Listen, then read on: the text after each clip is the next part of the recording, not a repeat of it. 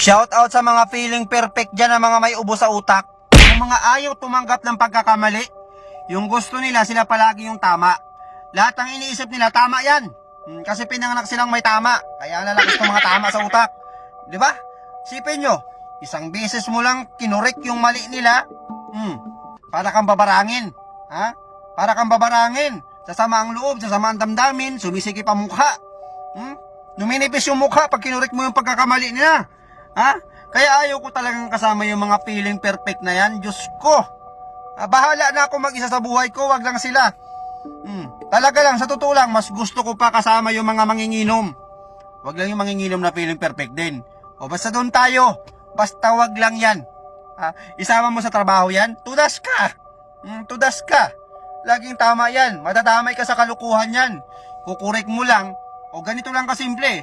Ikukurek mo lang. Kahit na alam mo na yung tama, alam mo yung mali. Sila, lahat ng pananaw niyan, positive. Positive yan. Parang networking. Kaya kapag kinurek mo yung mali nila, tatamaan ka talaga. Tatamaan ka talaga.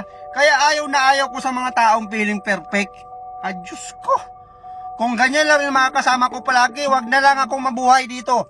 Lipat na lang ako ng mundo. Kung kaya ko. Marami kasi ako nakilalang ganyan. Marami ako nakasalamuhang ganyan. Mga kaklase ko noon ng mga feeling perfect. Kinurik mo lang ng isang beses. Babasaan ka ng diksyonary na pagkahaba-haba. Papaliwanagan ka. Gagawan ka ng tsorya. Papaliwanag sa'yo. Simple lang ang sagot. Mali na nga. Pinahaba nyo pa. Kasi ayaw nyo tanggapin sa sarili ninyo na magkakamali kayo. Na kinuri kayo ng mga bubo na katulad namin. Ang tingin nila sa atin, parang grabe natin ka bubo. Diba? Kasi ikukorek natin sila. Ayaw tumanggap. Saan nila gusto magmula yung pagkukorek? Baka sa kabilang dimension.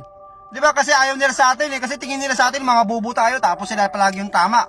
Diba? Nak naman ang pating na tinula, oh. Diba? Kung ganyan yung mga kasama mo palagi sa buhay mo, huwag ka na lang mabuhay. Bahala ka kung mabubuhay ka, pero hindi ka magiging masaya. Magkakaroon ka ng kasama na feeling perfect? Hindi yan blessing. Kamalasan yan. Kamalasan yung tawag ko dyan. Kasi nga, wala kang kalayaan dyan. Lahat ng ginagawa mo, mali yan para sa kanya. Hindi mo pa nagagawa, mali na. Tapos hindi mo mapagsabihan. Kaya kung papipiliin ako, feeling perfect o chismosa na kasama.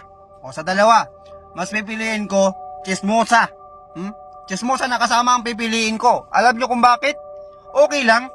Kasi lahat ng galaw ko, binabantayan niya. Chinichismis niya. O di para akong artista, di ba? Para akong headline sa balita. Anywhere. Di ba? Alam ng mga nasa paligid yung nangyayari sa buhay ko, okay yun. Kaysa makasama ako ng feeling perfect na hindi ko naman mapagsabihan, tapos ako lagi sinisermonan, ginagawa akong bata sa kangkungan, abay bahala na. Doon na ako sa chismosa. At least doon, sisikat pa ako. Sisikat ako. Alam niyo yan. Pipiliin ko talaga, chismosa na lang. Okay na ako sa chismosa. Huwag lang sa kasamang feeling perfect na ako, Diyos ko. Sa inyo na yan. Gusto niyo sa inyo na yan. Bahala na kayo dyan. Kahit bayaran niyo pa ako ng 1 milyon, hindi talaga ako sasama sa mga feeling perfect na yan.